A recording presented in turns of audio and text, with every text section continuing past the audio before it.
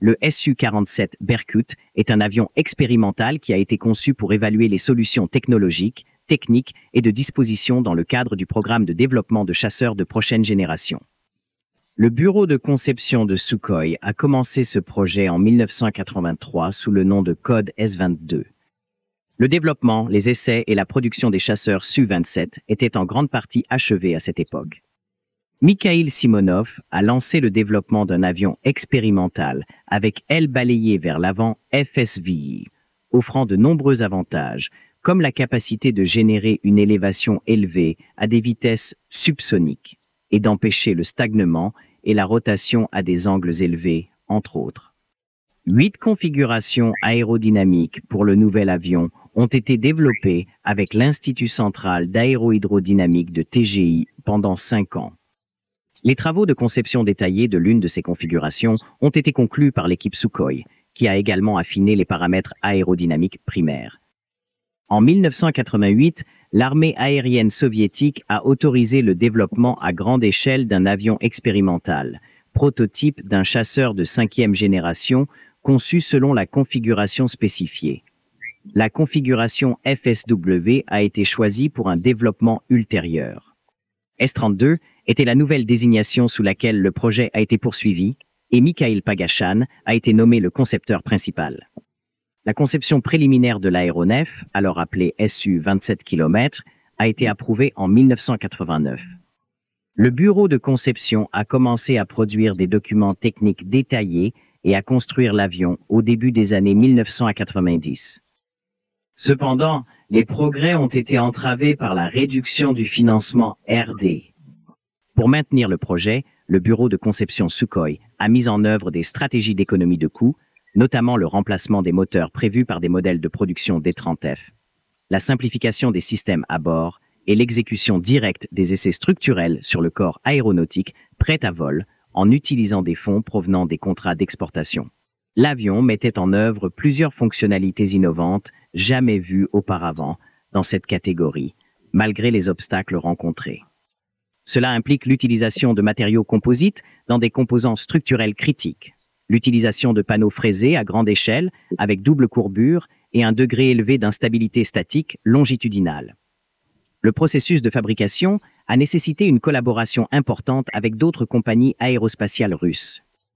Par exemple, la division Nova Sabersk de Niet et Chkalov-Napo produit des panneaux courbés, Ayapo produit des ailes et l'Institut de recherche composite à Obninsk produit des panneaux composites. L'avion a été finalisé à la mi-1996 et l'avion a ensuite été transféré à la phase d'assemblage après avoir passé des essais statiques. Avant son début public au début de 1997, l'avion reçut une nouvelle désignation, S-37, et par la suite son appellachien officiel Su-47. Les travaux d'assemblage principaux ont été achevés en mai 1997 et l'avion a été transporté en juillet à l'installation d'essais de Sukhoi à Zhukovsky. À la mi-septembre, Vladimir Bekov a été nommé chef des essais de vol et des essais au sol ont commencé.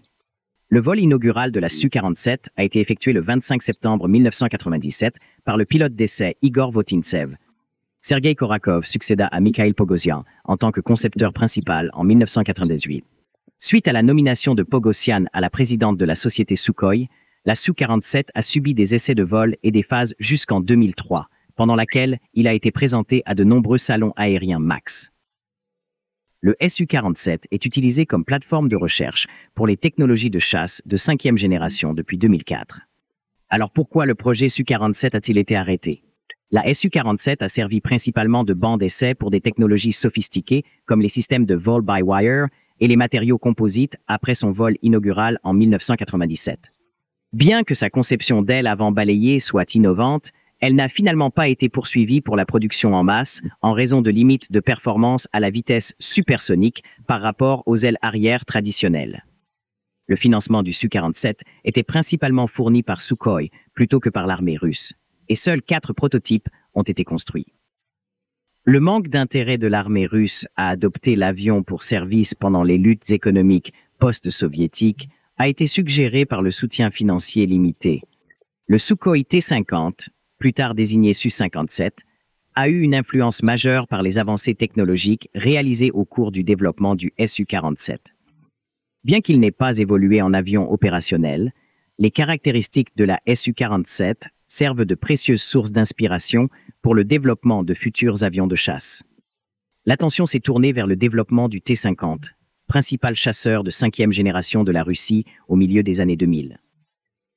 Vers 2005, le programme PAC-FA a pris de l'ampleur, culminant avec le premier vol prototype en 2010.